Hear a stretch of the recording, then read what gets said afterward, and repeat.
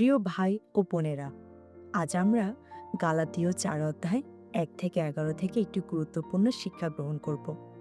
একসময় আমি নিজেকে অনেক নিয়ম, ভয় আর অন্যের প্রত্যাশার মধ্যে আটকে রাখতাম।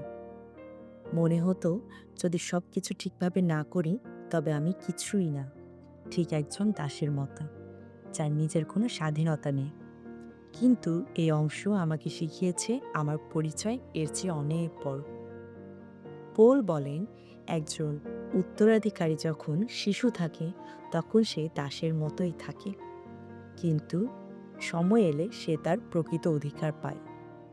আমরাও একসময় নিয়ম, রীতি আর ভয় দ্বারা আবদ্ধ ছিলাম, কিন্তু যিশু এসে আমাদের মুক্তি দিয়েছেন।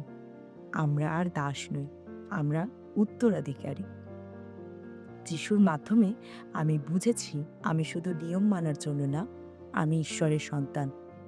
আর সন্তান হিসেবে আমি ভয় নিয়ে না, ভালোবাসা নিয়ে বাঁচতে পারি।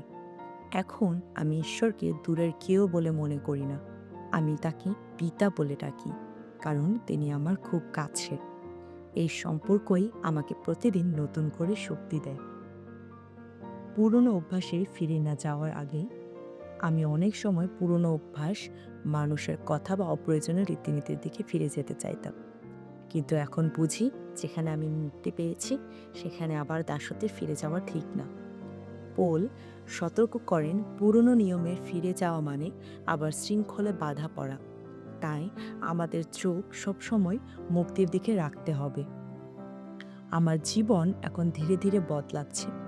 আমি চেষ্টা করছি স্বাধীনভাবে বিশ্বাস নিয়ে আর ঈশ্বরের ভালোবাসায় চলতে। এই পথটা সবসময় সহজ না। কখনো কখনো পুরনো ভয় আবার মাথা তোলে, কিন্তু তখন আমি মনে করি আমি একা নই, ঈশ্বরের আত্মা আমার মধ্যে কাজ করছেন।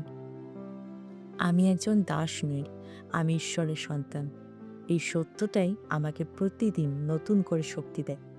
যখন আমি দুর্বল হই, তখন এই পরিচয় আমাকে মনে করিয়ে দেয় আমি ভালোবাসার মধ্যে দাঁড়িয়ে আছি, আর সেই ভালোবাসায় আমাকে এগিয়ে নিয়ে যায়। প্রিয়জনেরা, গালাতীয় তার ৪ অধ্যায় ১ থেকে ১১ আমাকে শেখায় আমরা আর দাস নই, আমরা ঈশ্বরের সন্তান। আমাদের পরিচয় নিয়মে নয়, ভালোবাসায়। পুরনো শৃঙ্খলে না ফিরে মুক্তির পথে চলতে হবে। ঈশ্বর আমাদের তার বাক্য দ্বারা আশীর্বাদ করুন। আমেন।